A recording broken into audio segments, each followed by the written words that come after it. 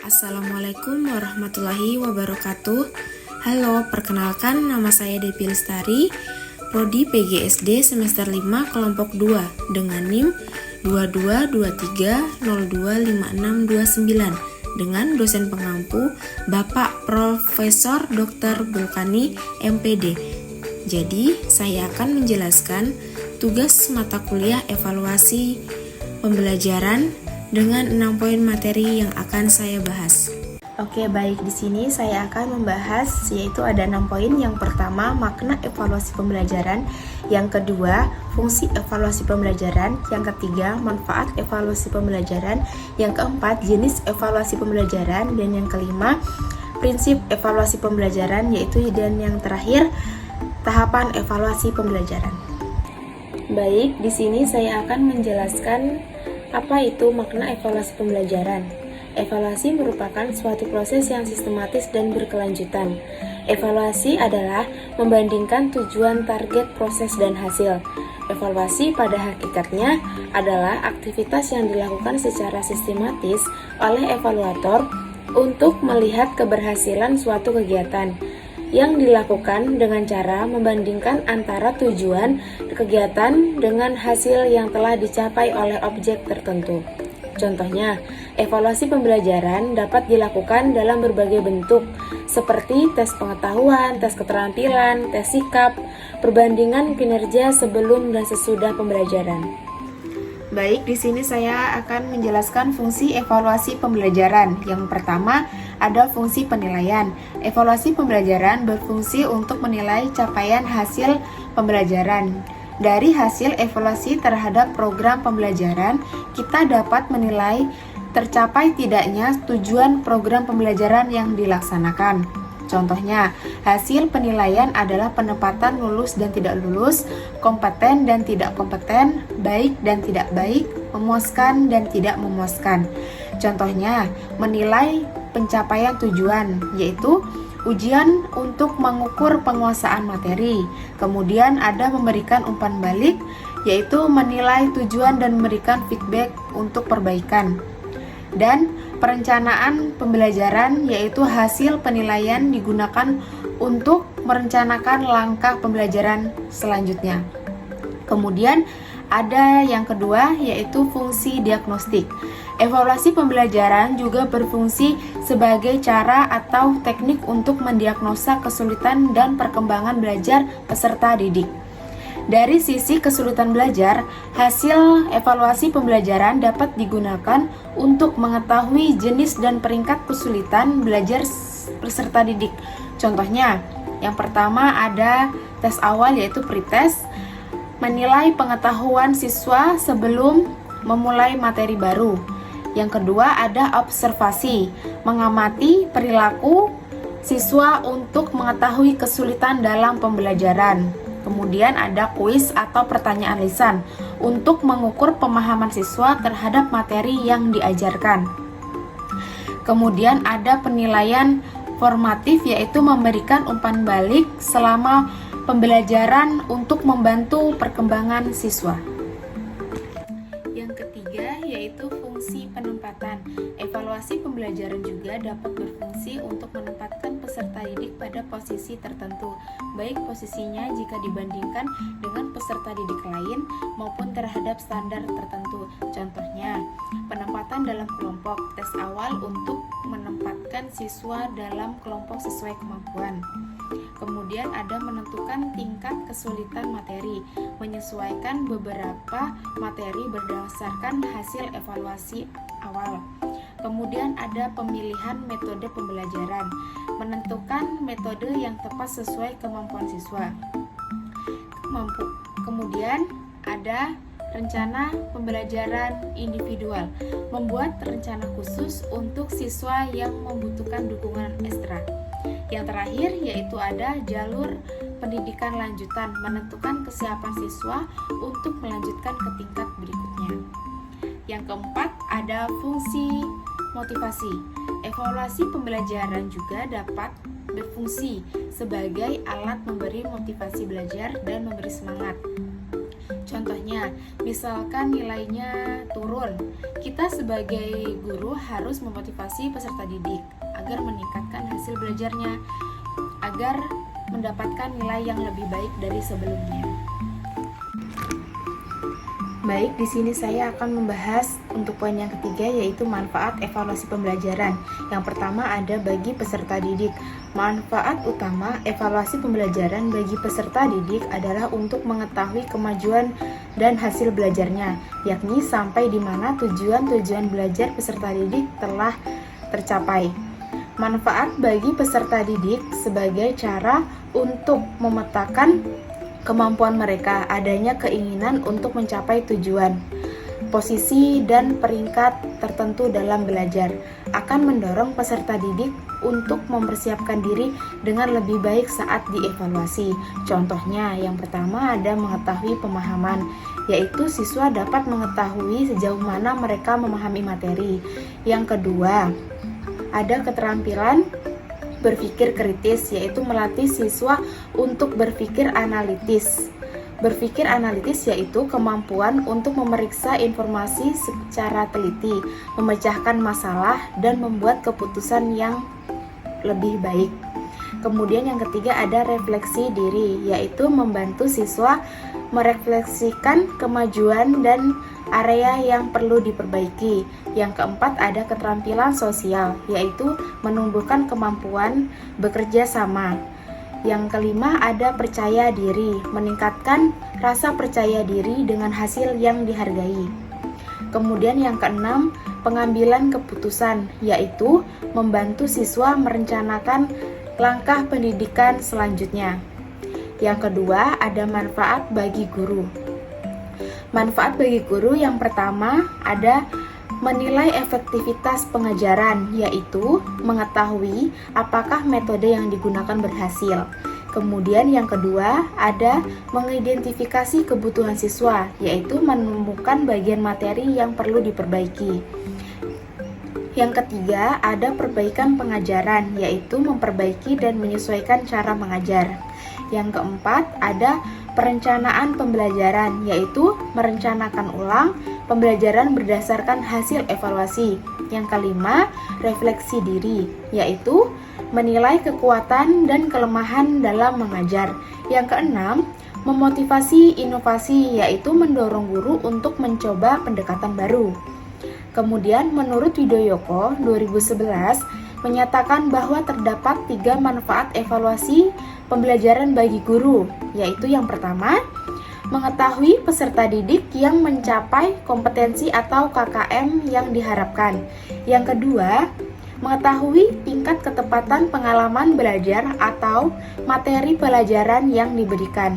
Yang ketiga, mengetahui efektivitas strategi, media, dan teknik pembelajaran yang digunakan. Selanjutnya yaitu manfaat yang ketiga, ada manfaat bagi sekolah. Dalam jangka panjang, kumpulan hasil evaluasi pembelajaran berfungsi bagi sekolah sebagai bahan kebijakan dalam pengembangan dan orientasi jenis pendidikan. Menurut Asrul dan kawan-kawan 2015 berpendapat bahwa evaluasi pembelajaran bermanfaat bagi sekolah untuk merencanakan program pendidikan dan menilai ketepatan kurikulum yang digunakan. Selain itu, kumpulan hasil evaluasi pembelajaran dalam jangka waktu tertentu dapat digunakan sekolah sebagai sarana promosi dan publikasi. Kemudian yang keempat ada manfaat bagi orang tua. Evaluasi pembelajaran sangat bermanfaat bagi orang tua untuk melihat keberhasilan pendidikan anak-anaknya. Salah satu manfaat evaluasi pembelajaran adalah tersusunnya laporan kemajuan belajar untuk orang tua peserta didik. Pauji dan kawan-kawan 2016. Contohnya, yang pertama ada mengetahui perkembangan anak-anak, yaitu memahami kemajuan akademik anak. Yang kedua, dukungan yang tepat, yaitu membantu orang tua memberikan dukungan belajar yang sesuai. Yang ketiga, komunikasi dengan guru, yaitu membuka peluang diskusi dengan guru. Yang keempat, yaitu meningkatkan keterlibatan, yaitu mendorong orang tua lebih aktif dalam pendidikan anak. Yang kelima, Memonitor kesejahteraan anak, yaitu memahami kondisi sosial dan emosional anak di sekolah. Baik, saya akan menjelaskan untuk poin yang keempat, yaitu jenis evaluasi pembelajaran. Yang pertama ada formatif evaluasi, yaitu formatif evaluasi pembelajaran yang dilakukan untuk mengukur capaian sebagian materi pembelajaran yang telah diajarkan, baik untuk satu kali pertemuan, satu pokok bahasan, atau beberapa pokok bahasan.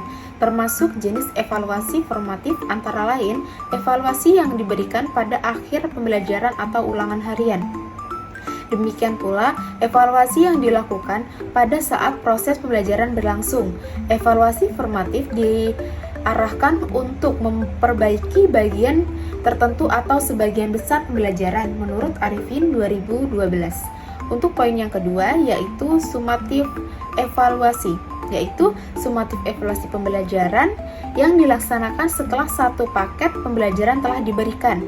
Evaluasi sumatif akan memberikan data tentang penguasaan peserta didik pada suatu materi pelajaran, menentukan posisi mereka terhadap peserta didik lain atau terhadap kriteria tertentu menurut CRIS 2010. Evaluasi ini biasanya dilaksanakan di akhir program pembelajaran, misalnya pada akhir semester, saat kenaikan kelas, atau saat kelulusan. Yang ketiga ada penilaian subsumatif. Penilaian subsumatif adalah penilaian yang dilaksanakan setelah jumlah satuan pelajaran tertentu diselesaikan dan dilakukan pada perempatan atau pertengahan semester. Baik, di sini saya akan melanjutkan untuk pembahasan yang kelima, yaitu prinsip evaluasi pembelajaran. Yang pertama ada komprehensif. Evaluasi pembelajaran merupakan evaluasi yang menyeluruh dari segi kognitif, pengetahuan, psikomotorik, keterampilan, afektif, sikap. Baik dari sisi aspek perilaku yang diukur, seperti melakukan tes dengan mengukur keseluruhan mata pelajaran yang telah diajarkan. Misalkan, untuk mengevaluasi hasil belajar, kita menggunakan seperangkat tes, maka butir-butir tes tersebut harus mampu mengukur keseluruhan materi pelajaran yang telah diajarkan. Butir-butir tes tersebut juga harus mampu mengukur keseluruhan tujuan pembelajaran yang telah ditetapkan. Untuk yang kedua ada continue. Evaluasi pembelajaran harus memenuhi kesinambungan atau kontinuitas. Kesinambungan yaitu segala sesuatu yang terjadi secara berkelanjutan dan berkala. Melakukan kesinambungan dari waktu ke waktu agar mendapatkan kesimpulan yang benar atau akurat terhadap perkembangan hasil belajar yang telah dicapai oleh peserta didik. Selanjutnya ada objektif. Evaluasi pembelajaran haruslah objektif, yaitu adil dan tidak pilih kasih, menilai apa adanya, tidak dipengaruhi oleh unsur-unsur yang datang dari diri guru maupun dari pihak luar sekolah. Objektivitas evaluator akan sangat membantu memberikan gambaran yang lebih nyata tentang hasil belajar, termasuk kemungkinan adanya hambatan-hambatan belajar, sehingga dapat ditentukan tindak lanjut dan perbaikan sistem pembelajaran. Kemudian yang terakhir yaitu ada akomodatif. Evaluasi pembelajaran juga harus memenuhi prinsip akomodatif. Artinya, evaluasi tersebut harus dirancang untuk dapat mengakomodir pengukuran terhadap semua karakteristik peserta didik yang bervariasi. Adanya perbedaan variasi karakteristik peserta didik menyebabkan perbedaan pula pada model dan pendekatan evaluasi pembelajaran yang akan digunakan. Baik, di sini saya akan melanjutkan pembahasan yang terakhir, yaitu tahapan evaluasi pembelajaran. Yang pertama ada perencanaan. Setiap kegiatan harus dimulai dari perencanaan. Perencanaan yang baik sebelum melakukan evaluasi sangat berguna mengarahkan proses dan hasil evaluasi yang benar, sehingga ditemukan pada titik mana kelemahan dan kekurangan yang terjadi. Berikut ada beberapa hal pokok yang harus direncanakan. Yang pertama ada menentukan tujuan evaluasi, yang kedua ada objek yang akan dievaluasi, yang ketiga menentukan Model dievaluasi yang akan digunakan tergantung dari tujuan dan objek yang dievaluasi. Yang keempat, ada aspek-aspek yang akan diukur. Yang kelima, ada tingkat kedalaman dan keluasaan aspek yang akan diukur. Yang keenam, ada jenis instrumen yang akan digunakan. Yang ketujuh, ada waktu pelaksanaan evaluasi. Dan yang kedelapan, ada personal yang terlibat dalam evaluasi. Yang terakhir, ada biaya dan sumber daya. Kemudian ada poin yang kedua, yaitu pelaksanaan. Kualitas dan akurasi hasil evaluasi juga dipengaruhi oleh kelancaran pelaksanaan evaluasi. Itulah sebabnya harus merencanakan dengan matang. Faktor-faktor seperti karakteristik objek yang akan dievaluasi dan ketersediaan sarana prasarana merupakan faktor yang harus dipertimbangkan. Prediksi terhadap situasi yang akan dihadapi ketika melaksanakan evaluasi juga menentukan kualitas dan akurasi hasil evaluasi. Yang ketiga, yaitu ada pengolahan data. Setelah data hasil evaluasi terkumpul, maka harus melakukan analisis dari data tersebut. Analisis hasil evaluasi dapat dibedakan berdasar pendekatan yang digunakan, yaitu data kuantitatif dan kualitatif. Untuk evaluasi pembelajaran, pengolahan data juga tergantung dari tujuan dan pendekatan penilaian yang digunakan. Dalam hal ini, evaluator juga dapat menggunakan pendekatan PAN, yaitu penilaian acuan normatif, dan juga dapat menggunakan pendekatan PAP, yaitu penilaian acuan normatif. Pendekatan PAN digunakan jika evaluator bermaksud membandingkan dan menentukan posisi seorang peserta didik terhadap posisi peserta didik dalam kelas atau kelompoknya. Sedangkan pendekatan PAP digunakan jika evaluator bermaksud menentukan posisi seorang peserta didik terhadap batasan atau standar tertentu, misalnya dalam pengukuran kompetensi. Yang ketiga, ada pemanfaatan sesuai fungsi dan manfaat. Hasil evaluasi dapat dimanfaatkan sesuai dengan fungsi evaluasi, yaitu fungsi penilaian, diagnostik, penempatan, dan motivasi. Selain itu, evaluator juga harus merencanakan tentang siapa yang dapat memanfaatkan hasil evaluasi tersebut. Apakah hasil evaluasi bermanfaat bagi peserta didik, bagi guru, bagi sekolah, dan bagi orang tua. Kemudian ada poin yang terakhir, yaitu evaluasi. Melakukan penilaian terhadap keberhasilan dari tahapan evaluasi yang dilakukan. Jika evaluasi tersebut dianggap telah mencapai tujuannya, maka sistem evaluasi disimpan untuk digunakan pada situasi yang relevan. Jika belum mencapai tujuannya, maka akan dilakukan telaah sistem dan tahapan yang telah dilakukan. Sebagai contoh, ketika merencanakan dan melaksanakan evaluasi hasil pembelajaran, guru ingin mengetahui sebaran kompetensi peserta didik dalam tentang nilai yang merata, yakni sangat kompeten, cukup kompeten, kurang kompeten, tidak kompeten. Setelah dilakukan evaluasi, ternyata sebagian besar peserta didik termasuk dalam kategori kurang kompeten, sehingga guru akan membuat dugaan penyebabnya, antara lain karena sistem pembelajaran yang kurang efektif, atau bisa jadi instrumen dan proses evaluasinya yang kurang baik. Dengan demikian, guru selaku evaluator akan menilai kembali kualitas pembelajaran dan mengevaluasi sistem evaluasi pembelajaran yang telah dilakukan. Dari hasil evaluasi terhadap sistem evaluasi pembelajaran tersebut, guru mungkin dapat mengidentifikasi beberapa penyebab atau kelemahannya. Nah, teman-teman, itulah penjelasan materi evaluasi pembelajaran. Sekian video dari saya. Jangan lupa klik tombol subscribe-nya dan nyalakan loncengnya ya. Bye-bye. Wassalamualaikum warahmatullahi wabarakatuh.